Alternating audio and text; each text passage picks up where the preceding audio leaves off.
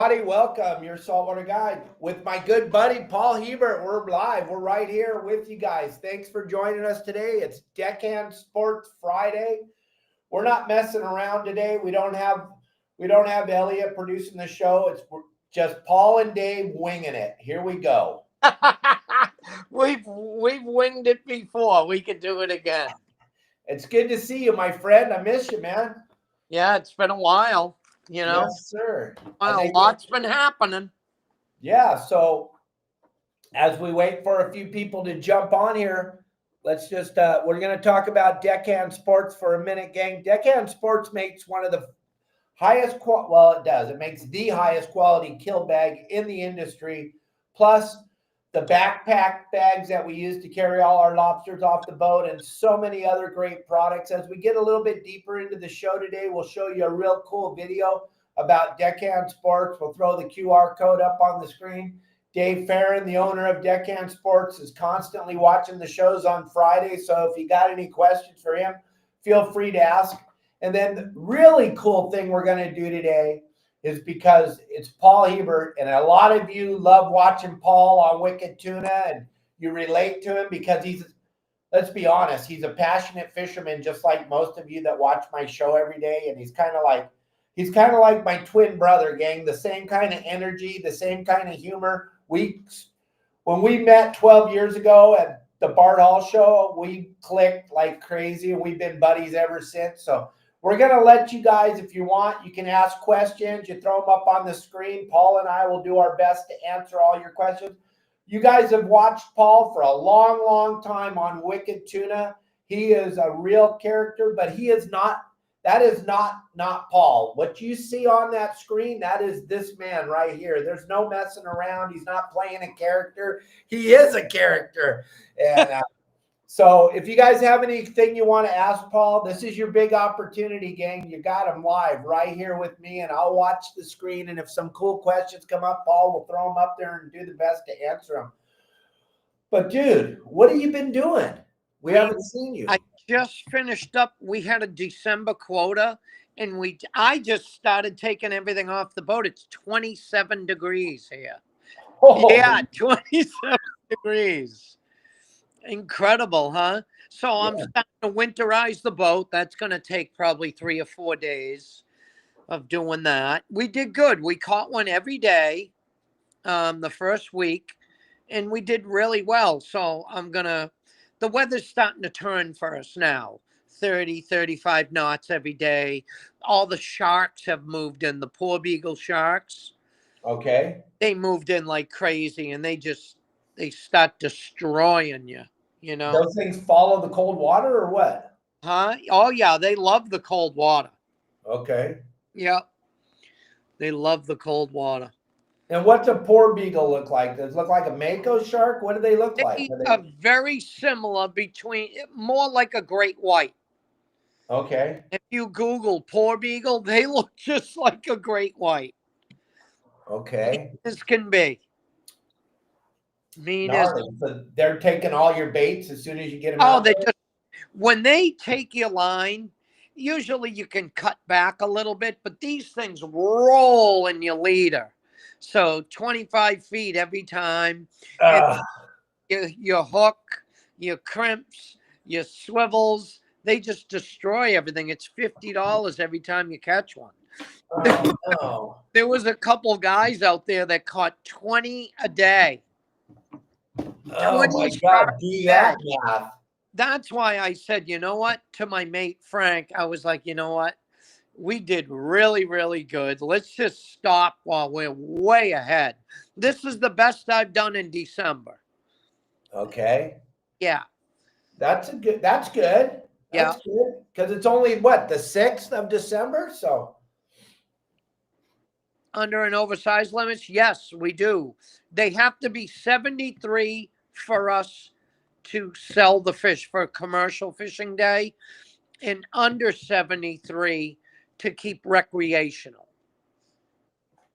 So there you go, Steve Duncan Bugman. He's got absolutely. It's not like our fishery out here on the West Coast. The fish that they can't keep, those are what we call giant out here.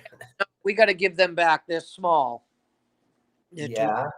But we can keep one per day on a charter. See, right now we only have 3 days of commercial fishing a week. And then what they're trying to do, Dave, Oh my gosh. because there's so many people that go fishing now in center consoles, because let's say the fish are very close. They're between 3 miles and 12 miles. They're very close. You could take a Wow. boat out there and go to them. So all the guys that are bass fishing, when they're not commercial bass fishing, they'll go tuna fishing. So everyone's tuna fishing. They restricted the sell commercial days 3 days a week so they don't flood the market. And it worked. This year, it did work. The quota got stretched out. And on those recreational days, the days we can't keep the giants, we can go out and catch them 72 inches, and the charters get to keep those. And that's a lot of meat. Oh yeah. It's a lot. It's like 150 pounds of meat. Now, when I got a question, go back up for a second. When these guys are going out on their center consoles, they got to buy a permit though to go fish, right? They do. They got to buy a federal permit, a state permit, a permit to sell, and a permit to land. So it's not really, I mean, at the end of the day, you better have a pretty good idea what the hell you're doing, or you're not really going to make money doing it, right? Yeah, you gotta know, you gotta do it for a while. But it just seems like the fish have been plentiful here. Like so many people can hook up. It's just whether or not they're going to land it or not. You know that.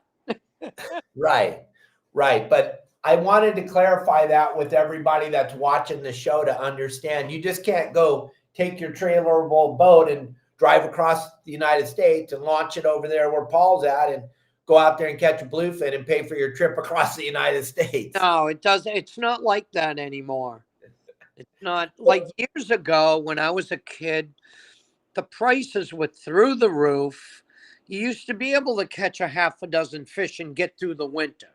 It's before they started penning the fish up. Right. You know, it was way before that started. They only had Boston bluefin. That's what they called it. They used to put them on the wooden coffins back in the day before they made the cardboard coffins. They would ship the tuna in plywood coffins. You know? Oh, okay. Yeah. So, and, yeah, the fish were a lot bigger, a lot fatter. I mean, you got to remember these fish are getting chased all over the world. Everywhere they go, they're being chased. And they are everywhere. New York is catching them, Long Island, New Jersey, South Carolina, Maine, Cape Cod, Massachusetts, New Hampshire. There are tuna everywhere. So that's kind of unique. I know you and I and your brother, we did a seminar, 10 years ago or something down in Del Mar, and we were talking about how they wanted everybody to believe that this animal was almost extinct. Oh my God, there's so much tuna. So I took out the car dealer. He's a good friend of mine. He hooks me up with trucks, gives me their price and all that. So I took him and his salesman out in November. We had caught 3 fish by 9 a.m. 3. Wow. We had to let them go. Remember I was just telling you about before we went on about swimming them and doing it the right way, taking the hook out of their mouth and swimming them for 20 minutes before you let them go. That's what we did. He said it was the best fishing trip he's ever had in his whole existence. Oh my God, that's good. And that was just recently, right? November 14th. Yeah, see, that's good for everybody that's watching this and watching it and sharing it with all their friends. The bluefin tuna aren't on the edge of extinction, gang, no matter what. No way. There's so many. It's stupid. If anybody wants to come out and see firsthand how plentiful they are and how big they are, we have to go 11 miles anytime in November. any day at all, charter my boat and we will go catch tuna. Hands down, no problem. Okay. And Get like that's what I'm trying to tell everybody. There's no shortage of these things. no. November is a recreational month because there's usually never any quota. Because October and November they give us a couple hundred tons, and we catch that a couple hundred tons in October. Usually, the end of the second week of October, it's closed for Okay. commercial. But you go out there, that's what we do all our charters, and they're plentiful. November's the best. It's incredible, November. Wow. I would That's put November all the time. and you're running charters in November, right? Yep, November is the best time.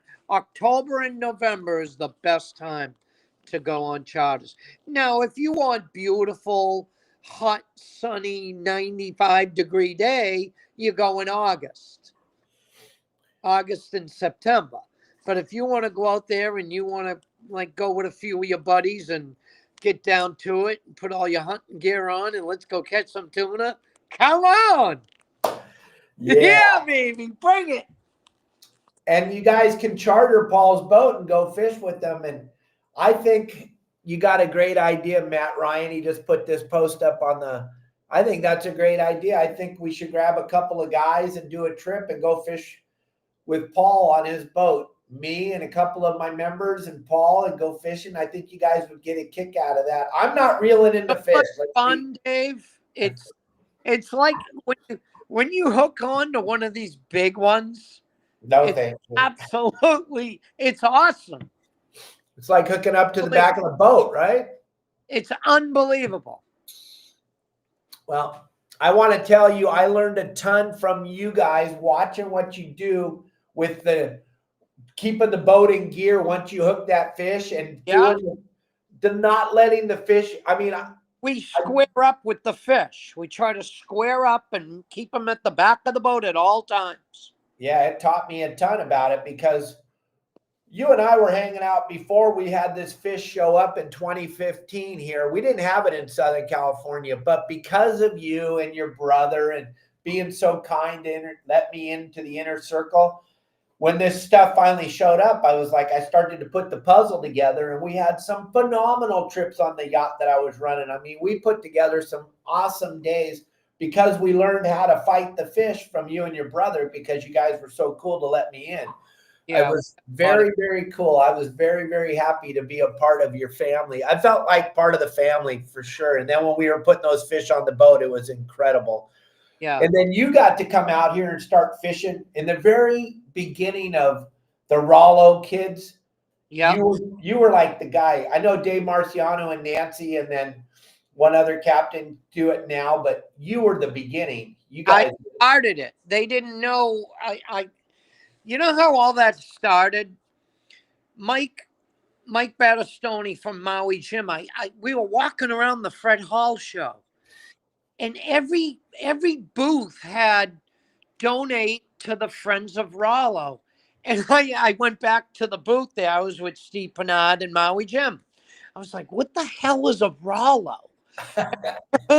Every booth has donate to Friends of Rollo. I go, what is a Rollo? He goes, well, it's his old sea captain, and he died. So they made a charity event in his honor because to take kids fishing. I go, no way. Like, you special needs, because my daughter's special needs is very dear to my heart. I go, dude, get me a big ass boat that you guys have, and I'll go fishing on it with the people. We could probably sell out in an hour. And Mike made a call. It was the second day of the Friends of Rollo. We sold out in about 2 hours. We filled the boat. It was the tribute, I think. Mike Lum and Mike Pritchard. Mike Pritchard. Yes. He was so kind. He did it with me. And we went out and we had so much fun. We caught tons of fish. We had a blast. And I go, you know what? why don't I get Dave Marciano to come out next year and we can have tuna wars? That's how it started. And it's been a huge fundraiser for the organization ever Yeah. since you guys.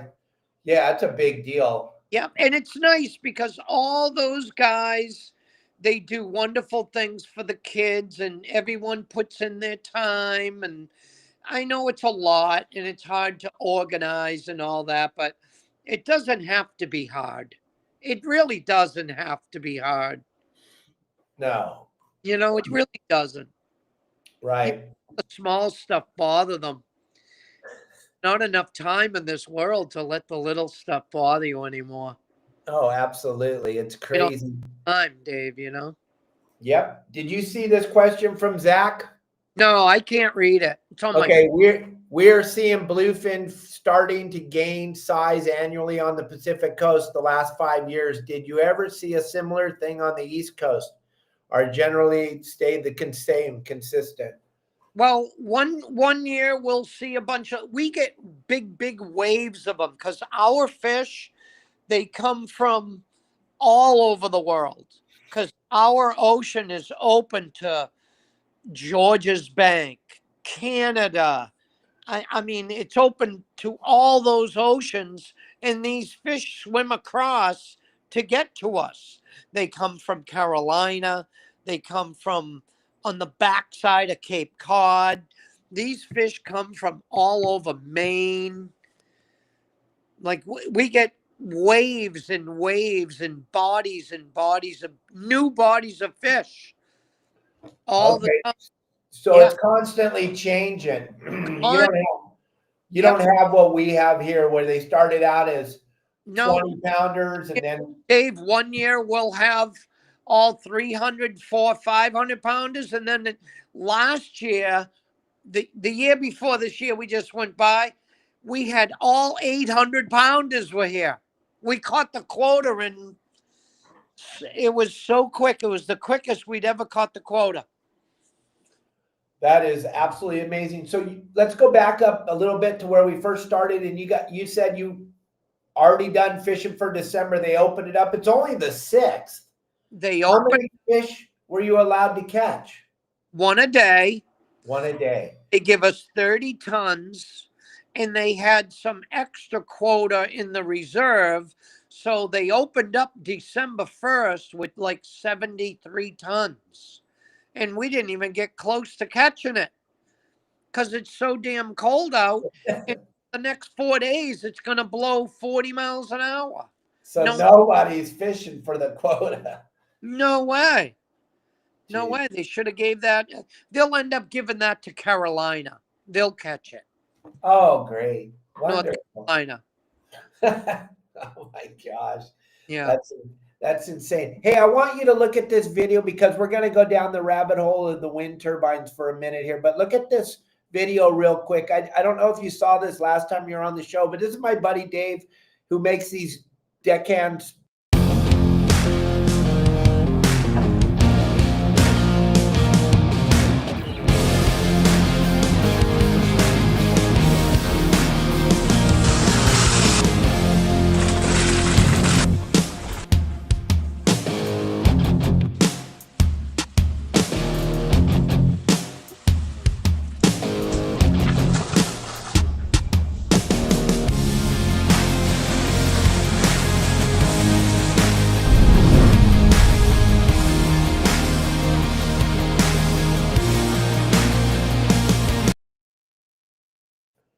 Gang, if you use that QR code that's up there on the screen right now, you can get one of those bags from Dave. He's got a great special going on right now. I'm not sure if he's still running his Black Friday special, but go over there and check out the website, Paul. Those would look bitching on the back of the Wicked Pissa, right? I actually talked to him at that show at the ICAST, right? Yeah, that's right. I spoke to him. I need him to get a hold of me. We need to talk. I want him to make me a tuna bag. There you go. Well, he's watching the show right now. And when the show's over, his bags, I looked at them. I checked them all out. Those bags are phenomenal. Oh, yeah. Everybody that's got one right now They're is loving incredible. it. Yeah. They're amazing. So when we get done with the show today, I'll send you Dave's phone number and you can talk Yeah, to him. I'm sure he's watching right now. He's probably going to text me asking for your yeah. number, but we'll get you guys set up. But again, you guys want to go check out the website. The QR code's up right there. Those of you that are listening to Paul and I, when you get on the website, just put in the code YSWG and you're going to save 15% on the bag. Check it out through the QR code or just go to the website, deckhandsports.com, and check out these phenomenal products, leak proof too. So you're not Nice. you can throw that in the back of your car and drive around with a 200-pound tuna in there, and you're not going to get a bunch of bloody water all over you in your car. He guarantees they're leak proof, and everybody I talk to that has They are them, nice. I checked them out, and boy, did I go through them, and they're beautiful bags. and there you go. This is coming from a guy who fishes bluefin for a living, gang. Paul, you guys know him. You watch him on Wicked Tuna. He has the boat Wicked Pissa. Paul's a character. Thank you guys for watching and joining us today. And the really cool thing is we've opened this up and you can ask Paul any questions you want as we talk. It's just Paul and I talking. But if you want to interrupt us, if there's something you want to know about, feel free to ask that question. And we'll do our very best to try to answer it for you. But Paul, I have a question for you. I talked to Marciano about this a year ago when he was on the show. And this has got to be affecting you and your family and everybody in the industry, these wind turbines that they're building all over. It's going to destroy our business if they put them out here. The lobstermen, all the fishermen, all the dragger fishermen, the scallop beds they're going to destroy. That's everyone's living. Like, so for the last 70 years, my family's been making a living right where, like, it's funny because we have to record all of our fishing trips. Where they're putting these wind turbines is exactly where I've caught every one of my fish my whole life. It's so sad. Awful. It's awful. The ones they put down Cape Cod, we've never had, like, every week since they put them in Cape Cod, we've heard two whales wash up on shore, two more whales wash up on shore every single week since they've done that. We never had that in Cape Cod, ever. Yeah, that's what I try to tell everybody on the show every week, that this has never happened in the you and I made our living on ocean.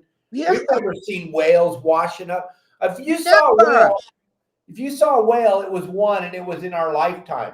Yeah. Yeah. Now it's every other week, right? It's every week, every single week. Now wait until the right whales come here, because hundreds of them come here. Hundreds and hundreds of whales come right here, and all the lobstermen have to pull all their traps out of the water because of their ropes. But they can put in wind turbines for 30 miles. It just no sense. It doesn't make any sense. And like you and I were talking before we went live, where's Greenpeace? I haven't heard from one of them speaking out about it at all. Not one. It's crazy, right? It doesn't make any sense. Shark. I remember that big mako that I harpooned in 1997. I harpooned that giant mako. I remember this activist, this lady wrote in the newspaper, you know, how mean I was. The shark wasn't bothering anybody. It was a 19-foot, 7-inch long mako shark. And I harpooned off the pulpit. And she was very mad that I did that because the shark wasn't bothering anybody, she said. Well, if it ate your granddaughter on the beach, you wouldn't be talking like that. Right? Yeah. Now, like you and I talked before we went live on the show, now all these whales are dying and there's nobody saying a word. Not one word. You don't hear anything from anybody about it. And I know for a fact it's going to make a difference. We're seeing it live. We're seeing it live. There's a lot of money involved behind these people with these things. A lot of money. For the green energy, which doesn't really even exist. And this is Right. the farthest thing from green energy. This is killing way more animals. We'll talk about what you're seeing. Dolphins and whales. The porpoise, and we're seeing the whales. And we never have seen that before. Never. Not in my lifetime. You know? Right. But you haven't been doing it that long. Your family's only been making a living for 70 years on the water. 70 years, yeah. Yeah. There's never been a time where I heard my dad or my older brothers say, yeah, whales are washing up on the beach. Never. No, that was very sad. Because these are the same people, Paul, that when you and I were kids, these are the same people that were building up the whales. You'd saw the TV commercials every day, how we got to save the whales, save the whales. These are the people that were telling us that. Now it seems to me anyway, it's like, F the whales. Now. F the whales. We're making green energy, gang. We don't care how many animals we kill to make this green energy. Yeah. It's not the way. If that was the solution, these things would be everywhere you go. Right. They would already be everywhere. Everywhere you look, there'd be a turbine everywhere. Yep, exactly. That's the case. Yeah, and we both know it. And those of you that watch my show every week, you guys know we talk about this all the time. Next week, we're going to have Bonnie and Mike from Save the East Coast on the show talking all about this. I just wanted to touch on it for a second. Gang, we got Paul Hebert with us. We don't want to waste a lot of time going down this political rabbit hole, even though Paul and I are super political because we have to be because we're fishermen. Yep. But we got Paul with us today, so let's try to have fun and answer some cool questions. And I'm going to talk to you in just a minute, Daniel, about the rods that Paul's using. But right now, see the question for Paul. What year was the most profitable fishing year, and why was that season so successful? I think it was the second year with my other boat. What was that, 2016? We had quota, and I got to fish in November. November is when I made, usually in November, we don't have any quota to keep the fish. I remember 2015 was my first year with that BHM. The second year, I got it all dialed in, and boy, did I caught so many fish. And I hit the price. I remember I got one. I think it was $47 a pound back to the boat. Yeah. Wow. The highest paid fish in years that anyone's even heard of. Yeah. Yep. John Plazak was with me when we caught that. Oh my gosh. How cool is that? Yeah. I remember that year I caught over 70 fish. 70. I did really good. Yeah, that's incredible. And like you said, though, before I even asked you this question, November is the best year to fish, or the best month of the year to fish. And then you guys had quota to catch in November. How bitchin' is that? It was unbelievable. It was good. That is pretty. October is usually insane. November is when they all group up. All the fish from everywhere, they all group up because they're moving. They're going places. They're on the move. And when they go under you, boy, they are eating everything in sight. Right. Oh my gosh, how cool. We have a question from Matthew, and I'm going to be able to answer this for you. He's asking, why don't we anchor up on the West Coast like they do on the East Coast? Well, I'll tell you, Matthew, you had better have 6,000 feet of rope to anchor up on the West Coast, because we're fishing in 3,000 feet of water or more. Yeah. So that's why we can't anchor. But once in a while, that fish will get on the 60-mile bank, or it'll get out on the Cortez bank or the Tanner. We spend time on the anchor, but the problem with the West Coast compared to what Paul's doing on the East Coast, it's a totally different world. We don't have that gradual. Paul can drive for 3 hours and still be in 100 feet of water straight out, and he can still be in 100 feet of. You guys know we drive a half a mile and we're in 3,000 feet of water. It's a totally different ocean bottom. Yeah, we go out, it'll be 250 feet. We go a quarter mile out, and then it'll come right up to 75 feet. Right. You go out 10, 11, 12 miles, and it goes right up to 75 feet. It's a big bank out there, big high bank. And the fish usually go right up on top. Because that's where the food is. Because that's where all the bait is. All the bait's way up on top. And the bank is like 16. Stellwagen Bank is like, and we also, there's another spot on Jeffrey's Ledge. It goes up to 135 feet. So, and that's another place we anchor up. That's only 8 miles offshore. That's pretty good there. That's what I'm trying to let you guys know. It's a totally different world. You guys got to go fish with Paul to see what we're talking about. When you guys see Paul and Dave and those guys fishing on the anchor out there, if you look on their fish finder, you guys are seeing the bottom. If you were on the Royal Polaris or the Tribute or whatever, and we drop the anchor out there where that bluefin is, you're not going to see the bottom. Well, first, the anchor will never hit the bottom. It'll be going forever, and it'll never touch the bottom because it's 3,000, 4,000 feet deep, gang, where these fish are. Yeah.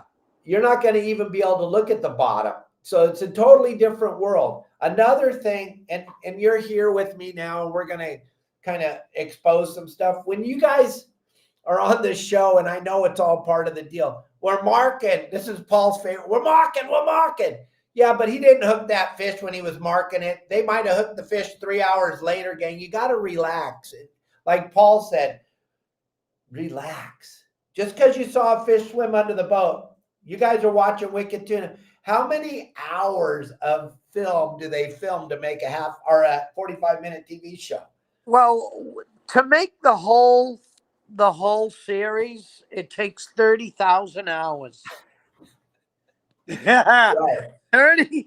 30,000 hours of footage they have between all the boats to make one season. That's how much editing. Yeah.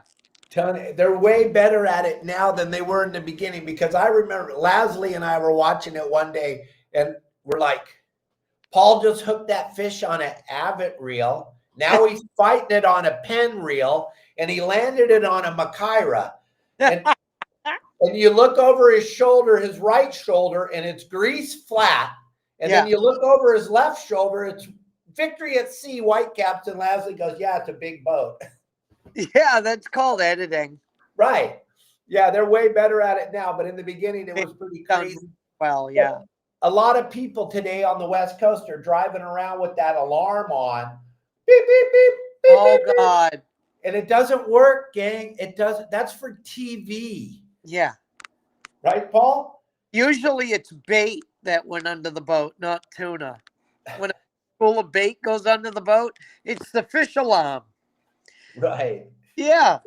Yeah. And only one guy on the show had that on. The bounty hunter. He was on season 1, Bill and Donna. Right. He had his fish alarm on because he didn't want to keep walking inside, for nothing. And then everybody did it after that because it was good TV. Right. Right. Yeah, it was good TV. And Paul, one of your most famous sayings is, we're mocking. Yeah. And everybody ran with that. Everybody on the West Coast, Paul, when you go on, you hear it all day. Everybody uses your saying. We're mocking. That's great. We're So mocking. I got a good friend of mine who's on here asking some questions about your rods. What kind of rods are you using? Bent butt, straight butt? What do you guys put together? Using bent butt hybrids. The Real Easy custom rods. They're 80 130s, the 80 tip when the 130 butt. And What yeah, pound line? they're good rods. They're really, really good rods. I use the Winthrop butts Right. because they, you can set them at what you want, for the angle. They're really nice, the adjustable butts. Yep. No, those Winthrops are a game changer for They sure. really are. They really are. I've been using them for 10 years now, and they don't rust. I know that. If they would rust, that mine would be all rusty. Right. They Oh, for sure. our gear gets pounded on a daily basis, and the stuff we use holds up forever. And what blanks are you using? Do you I know? I think they're the hybrids. They're Ed from Real Easy Custom Rods. He's got Okay. his own blank. He used to use the Seeker. He used to use all kinds of CalStar. He used to use. Now he's got his own blank now. I don't know Nice. about it, but boy, they are nice.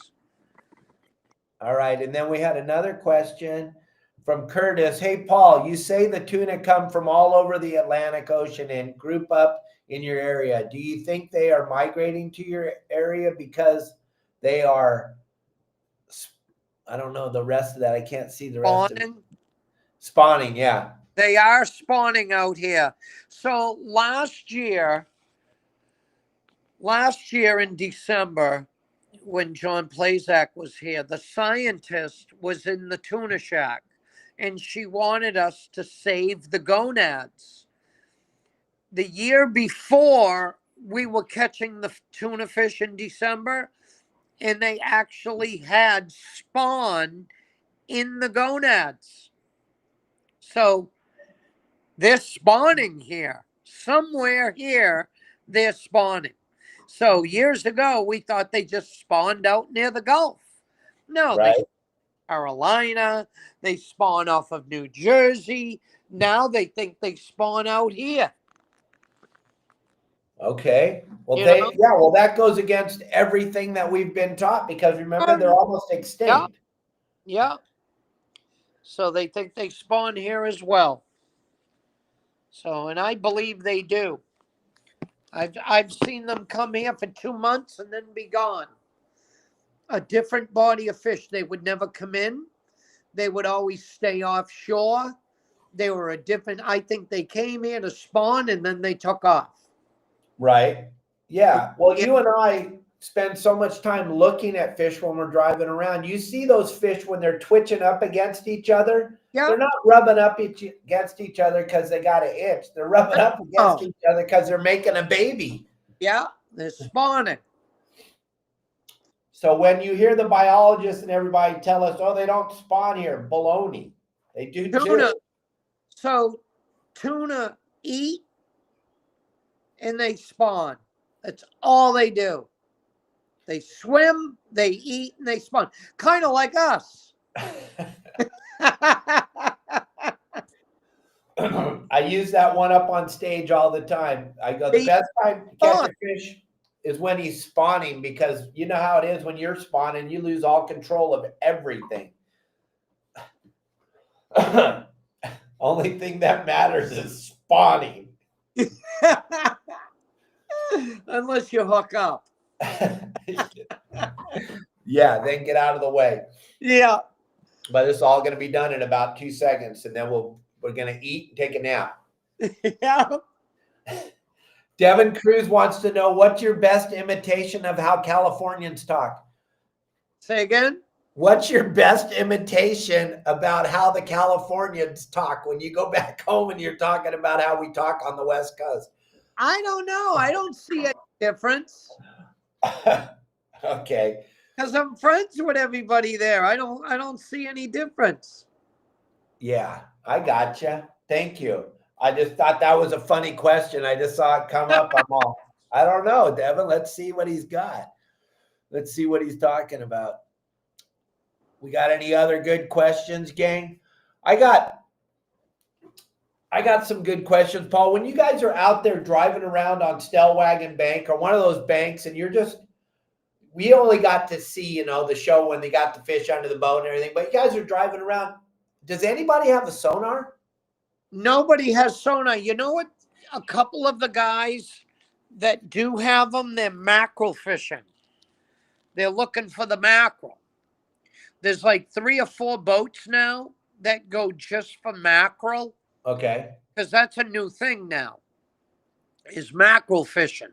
They're going out there, they're getting like $1, sometimes a little bit more than $1 a pound for mackerel. And they get 5,000 pounds a day. Okay. They do really good. And they have sonar and they're following the big herds of mackerel. Those guys, and they do see the tuna in the sonar. Right.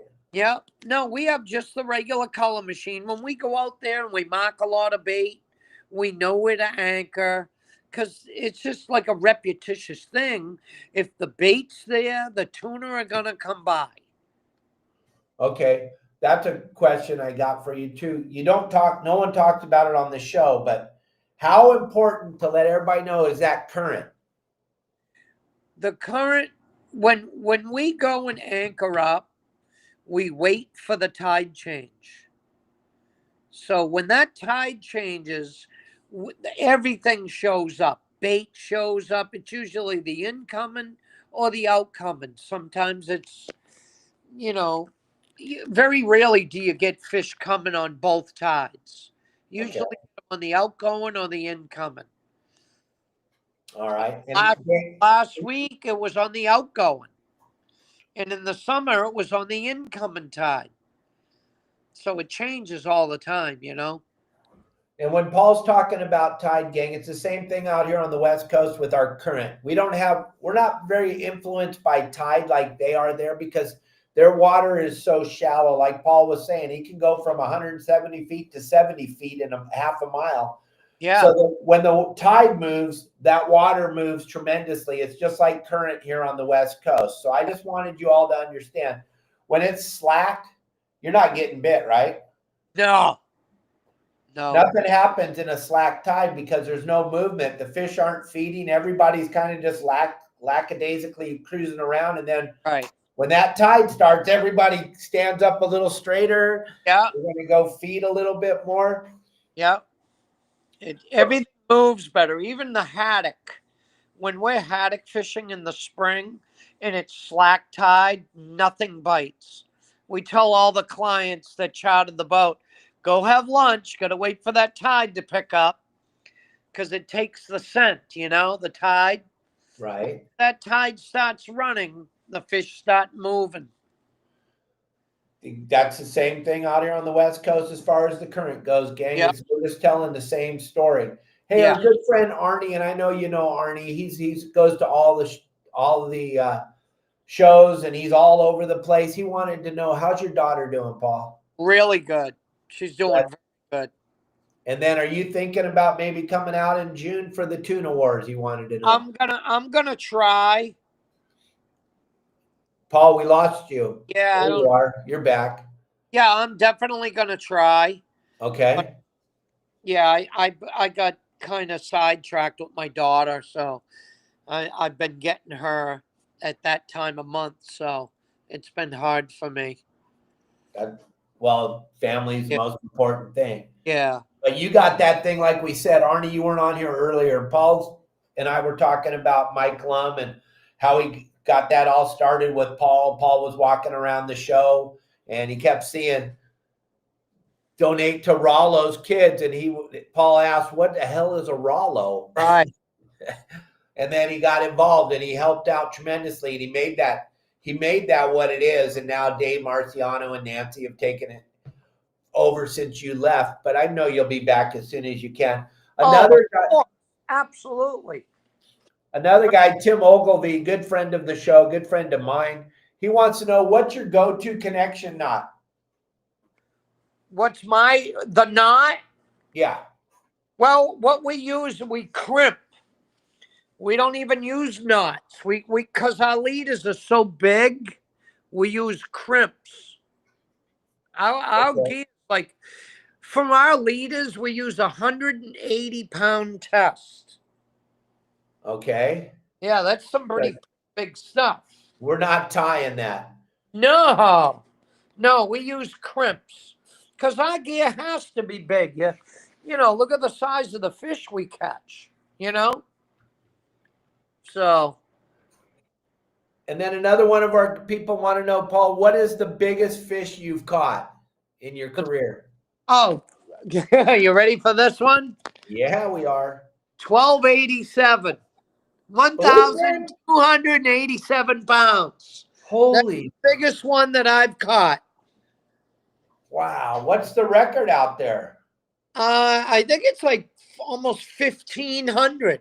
So you were right there. You were right in the game. Yeah. Holy. When was that? I think it was 14 something.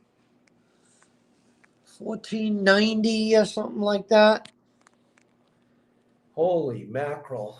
And what year was that you caught that monster?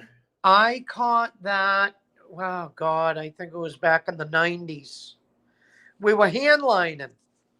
We caught him with the hand line. Oh, yeah, that's right. That's right. I remember you guys. My brother talking to you about that? Yep. Yeah. That was insane when we used to hand line. That's absolutely crazy. And your hands were so gnarly back then. Yeah, it was a lot of fun. But that's how we hurt our backs. We didn't know any better, you know? Well, Googans use fishing poles. That's what your brother used to tell me. Oh, yeah. We hated people that used fishing rods. Oh, we couldn't. We used to call them. Oh, I can't say it. Like, you dang. Well, like I tried to teach you and your brother, and I wanted you guys to bring it on the show so bad. Booger eaters. That's what we call them out here on the West Coast. Yeah, the Googans we didn't like them anchoring near us because years ago we pulled them with the rope, you know. We'd hook up, we'd catch them in 10 minutes. The rod and reelers would catch them in a couple of hours. Make you get off your anchor, tangle your lines, you gotta pull your line. Us with the hand line, we get to pull the fish and turn them.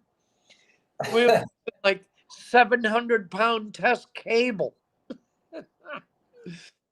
And they were catching them that way, gang, which is kind of hard to believe. The reason why you don't use 700-pound cable today, you couldn't put it on the reel.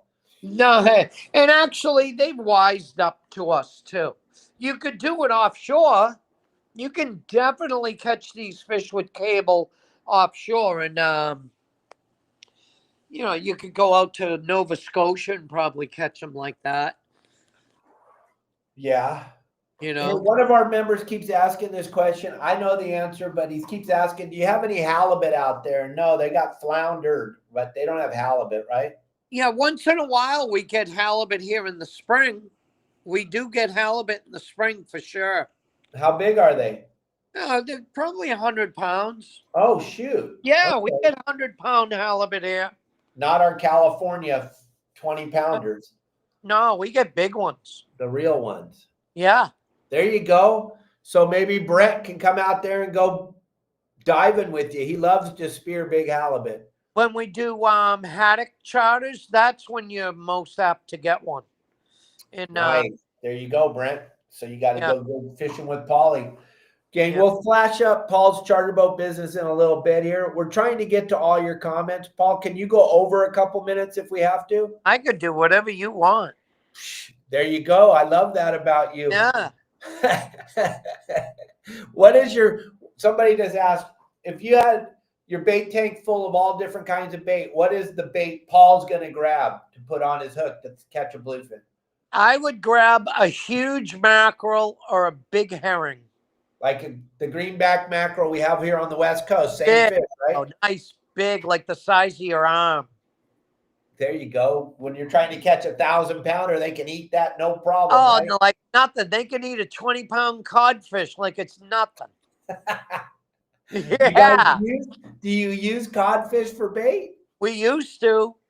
Oh, my God. And on George's, that's all we used. There's big codfish, 10-pound cod.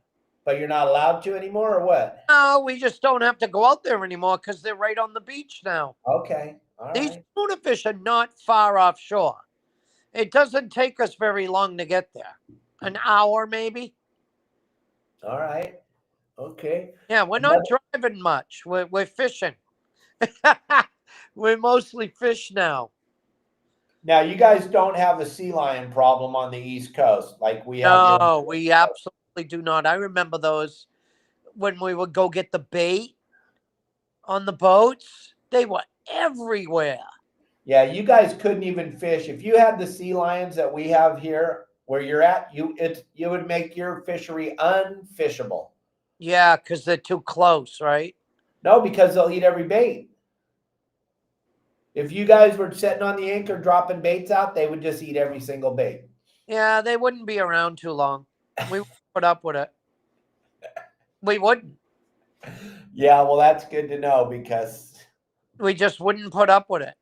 and you guys all know what that means, but yeah, no trolling. You guys don't do much trolling. Although when you guys went down south, When we go to you guys were doing Carolina, the that's all we do. Yep. green sticking, right? Yep. We troll down there with ballyhoo for sure.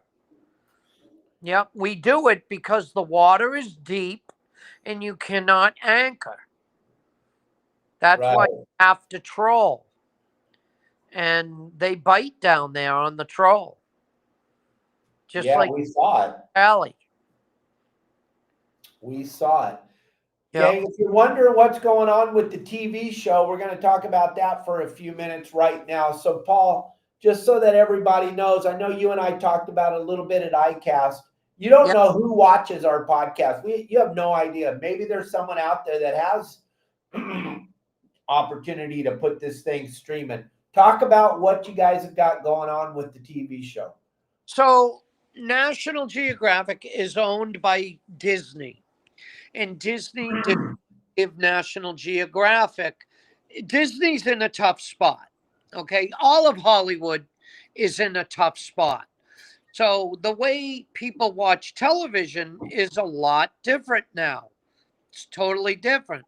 And it took a lot of networks, a lot of time and a lot of learning in how to reinvent the way people watch television, and that's streaming. Netflix changed the whole outlook of watching television. They were the first ones. So Nat Geo did not get the budget to pick up like 11 of their shows, and we were one of them. So now they're still playing the reruns. We're working on something now with another company, and doing another show. So, and it's looking very promising so far. We're all pretty excited about it. So we'll have more news within, in a couple of weeks. We'll have more news. So everything's looking good for us right now. That's good to know. That's good because Yep. there's a lot of people here that are wondering what the hell's going to happen next year. If we can't watch Paul, we're not even going to watch TV. No, we're hoping they're putting it together now. We're hoping a streaming network would like to pick us up. Absolutely, somebody should because Yep. it's a lot of people love watching the whole thing. It's Yeah. a great show. It's phenomenal the way they put it all together, all the editing. To Yep. think about sitting down and editing 30,000 hours of content, that's a lot of editing, gang. But they put together a beautiful show and they make you guys really look good. And you and I talked about this before, gang. There is no drama between the captains. That's all for TV. Like you and .com, you guys are as tight as you guys couldn't be any tighter. Dave and you, I'm pretty close. yeah, you guys are like best buddies in the whole world. And then Tyler and Dave Marciano and The only one that people have a problem with is Tyler. Like I don't, but a lot of the other guys do. Yeah, they've had, I don't know. It's not. It's like me. I don't have a border in my yard. I'm good here. Right. I don't know what everyone has a big thing against Tyler, but I just stay away from it, You got to fish with them a couple years though. Yeah, we fished down there. We had a good time. Right. Yeah, No, we down there. Caught a lot of fish. We did really good.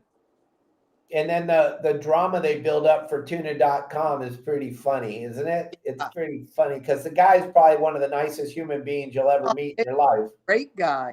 Right. There's nothing bad about him, but I know you gotta have some kind of villainry to get the people to watch. Oh, you have to. I mean, that was all Hollywood. That's how they do it, Yeah, when you sat down with me when we ate dinner that night in Long Beach and you told me about the love that you and Dave have, I mean, that's pretty special relationship the two of you have. I was pretty stoked to hear about it. It's definitely not what they showed on TV. That's for damn sure. Done a lot for me, for sure. Yep. He's done a ton for you. He's done a ton for the industry. He's done a ton for everybody that ever worked on his boat. He's brought him up to the next level. Absolutely. There's Dave Hill, my friend Dave, is asking, how come you guys aren't trolling around on what's the name of that bank? Stellwagen. Stellwagen. How come you guys aren't trolling around? I know the answer, but go ahead, answer it. Some of the guys do, a lot of the guys do, but when we go out there, there's so much bait out there, you just drift around. It's just as good as trolling, You want to get some baits in the water, right? Yeah. You just drift right through all the big pods of bait. Because sometimes the bait's from top to bottom. And the fish are on the bottom. They don't always want to come up. You hook up down deep, Yeah, and it's old school guy like Paul. You want to get baits in the water. You want to go driving. You already know where you want to go. You already got a pretty good idea when you leave the harbor in the morning, the way the wind's blowing, what the weather and the tide's going to do. The tide, everything. We know where we want to anchor, where we want to sit. We know how deep we got to be. We know all that right when we leave the dock. Yeah, pretty much. That's kind of how it is. My good buddy Mike Lewis wants to know, when they give you the price per pound, is it live or do you discuss it before filming? What the price? No, we get the price on the day of the market, because every day the market's different. Every single day we go out, one day it could be $6 a pound, another day it could be 15. Like this year that just passed, one day I think I got like $5, $6 a pound, and the next day I got $17 a pound. Wow. That's incredible. On the market, and what's caught overseas, like because Australia, Mexico, all these other countries are shipping tuna to Japan. We actually make more money when we sell our fish domestically to California, to New York. We make more money because we don't have to pay the air freight like when we to Japan and the coffin and all that. It's easier to have a truck drive it there, Cheap. And then when Hollywood's involved and they do that core sample of the fish and the tail cut, how much does that decide the real actual pound price? The actual price is all on the dealer. Whatever the dealer says. Like the TV is the TV. We don't have anything to do with that at all. We don't even know what they're giving us. We don't even know what the TV's doing behind the scenes. Gotcha. We just go in, drop it off, and leave. Thanks, PJ. See ya. Yeah. Exactly. Let me know what I got. Yeah, let me know where it's at. Yep. Out here on the West Coast, the price is pretty much the price. It's like $5-6 a pound is pretty much. Hey, Lisa, I'm glad that you're on here. Hold on one second, Paul. Lisa, you know you won, right? Let me know if you know about it. You won yesterday or day before yesterday. They pulled your name out of the hat. You're the winner of Ambush the Season, the lobster for the month of November. Lisa, you won. I don't know if you know that or not. If you do, congratulations. If you don't, congratulations. I'm so happy that one of our members won.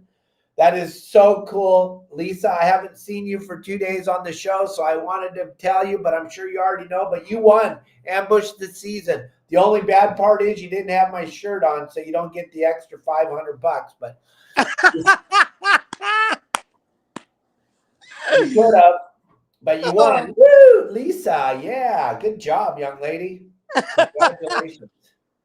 Yeah. So we got a little thing going on out here, Paul. We're doing live hoop netting trips at night. I put a Starlink on the boat, a couple cameras. My buddy Justin, he owns Bowline Sport Fishing. He's running these trips through your Saltwater Guide. They're fishing Catalina and fishing the beach for lobsters at night. You get to watch it live. We're getting 30, 40,000 people a night watching this live hoop netting. It's pretty spectacular. So the lobsters there, do they have just a tail, no claws? Yeah, ours are lobsters. You guys have crayfish. We actually have big lobsters, but they have claws. Yeah, that's why we call them crayfish. Yeah. Yeah.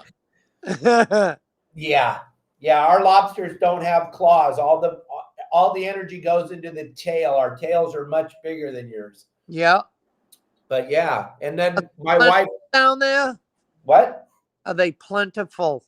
Oh, yes. Yes, very regulated. They have to be the carapace has to be 3¼ inches. So the bottom is littered with little baby ones. There's zillions of them.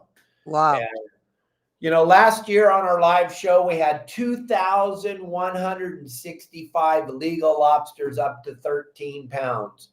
Wow. On the live show. And that's kind of weird, Paul, because, you know, quotas and all this stuff.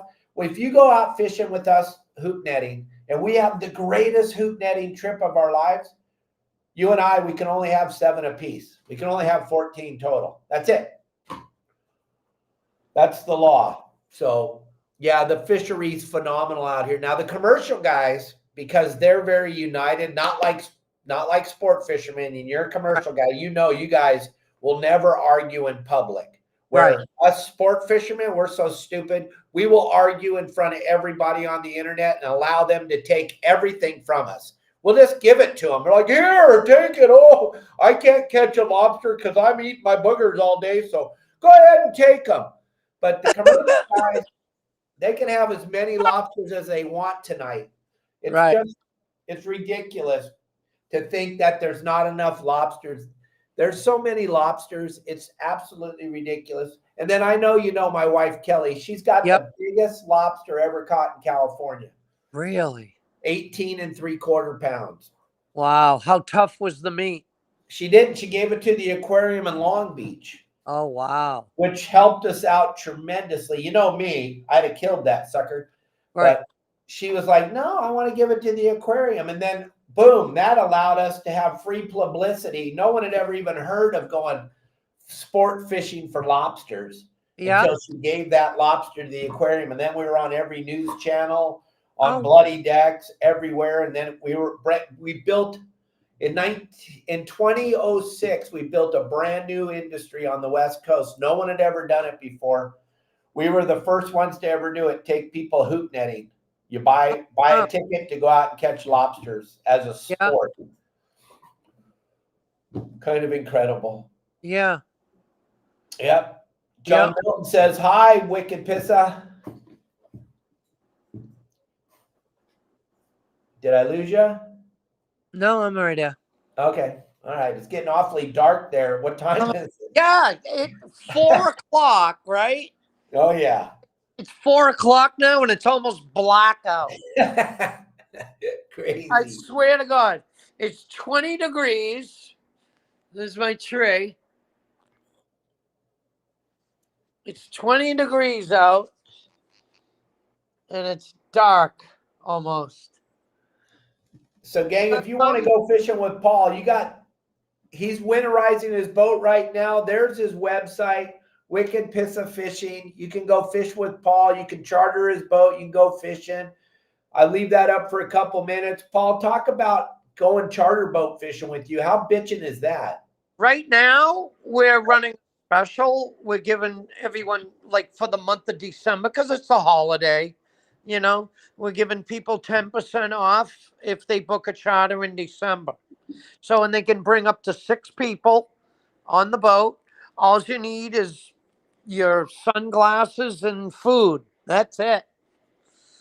That's all you need. You can stay right at the Cape Ann Marina Resort, right where the boat is. It's nice and comfortable. And when you arrive in town, I come down. I have dinner with you across the street at the Causeway. It's really cool. Gloss is a beautiful place. In the summertime, you can't beat it. Yeah, this It's time of year, pretty damn cold though, huh? The beaches are beautiful. I live right down the street from one of the, the high-end beaches. And I live right on the Annisquam River. Like, we go out into the Ipswich Bay and you go right by my house. Oh, cool. Yeah, going out the river, yeah. But like right now it's cold. It's 27 degrees here. And I just think when the waters get cold, we have rich waters. That's why all the bait comes here. Right. Why I think it's always good tuna fishing. Because we have cold waters, and that's why all the bait comes here and all the whales. And the only thing that's keeping them out of here is those wind turbines in Cape Cod. Yeah. It's affecting us. It's 100%. Absolutely. Yeah. Nobody can tell you it isn't. If There's anybody's saying it's not, then you know they're getting. If somebody, Dave, wanted to come out and try to catch one of these giants, it'd be like something you'd never done before. It's the most amazing thing in the world. It's definitely one of those bucket lists. Like me, I would always say I would love to jump out of a plane, but I wouldn't. But I would do it because that's like an insane thing to do. That's what tuna fishing. Just to see one of those monsters, just to see one. Yeah. So there's a lot of people listening on Spotify, Apple, and Mega. How everybody's seeing the picture I have up on the screen right now of your charter business, but how can they get a hold of you? Real calmly, slow down your telephone number and let them know how to get a hold of you. They can get a hold of me. They can email me. My personal email is my name, Paul Hebert, 215 at yahoo.com. That's my personal email. And my number is 508 273 3030. Gang, definitely take him up on it. He's got a smoking hot deal going on for the holidays. You Yep. won't be disappointed. How cool is it? I don't know very many captains that are going to go have dinner with you the night before you go fishing. That's kind of a cool deal you got going on, Paul. I like that. Yeah, it's fun. It's like everybody that I take out on the boat, I end up forming a friendship with. Actually, my mate was my very first charter ever. Oh, how cool. Yeah, my mate Frank Delf. He's he's from Maryland. He just went home last night. He came up here. He fished with me the opening of December. We fished 4 days, caught 4 fish, and then that's it. I go, that's it. I'm done. It's so cold. We did better than everybody. We got really lucky. We are very excited that we did that good. We caught one each day in December. How wonderful. Yeah, and it's cold out, man. I'm going to quit while I'm ahead in December. Heck yeah, man. It's last year we caught one. We went for a week and caught one, but this year we caught one every day. This was our best year for sure. Now the weather's turned to hell. It's really windy, very rough, and very cold.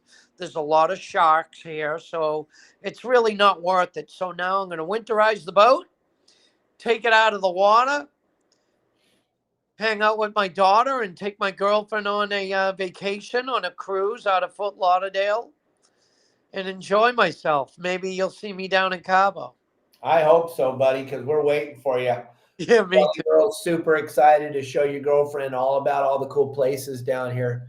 Hey, gang, those of you that participated, asked the great questions, part of the show, thank you all very, very much for helping us guide the show along today. We didn't have Elliot to produce it, so Paul and I just winged it. I hope we did okay.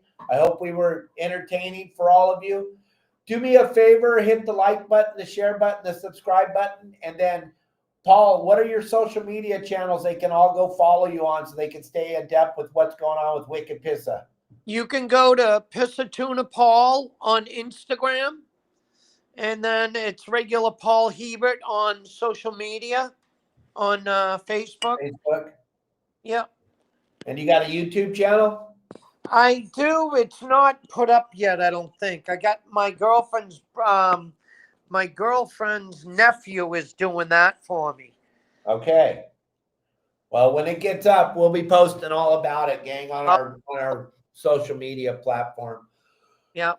Gang, if there's nothing else and I don't see any other questions, I want to thank you all for watching this show today. Paul Hebert, thank you very much for being the best Paul Hebert you could possibly be. We love you, buddy. It was good shooting the breeze with you, Dave.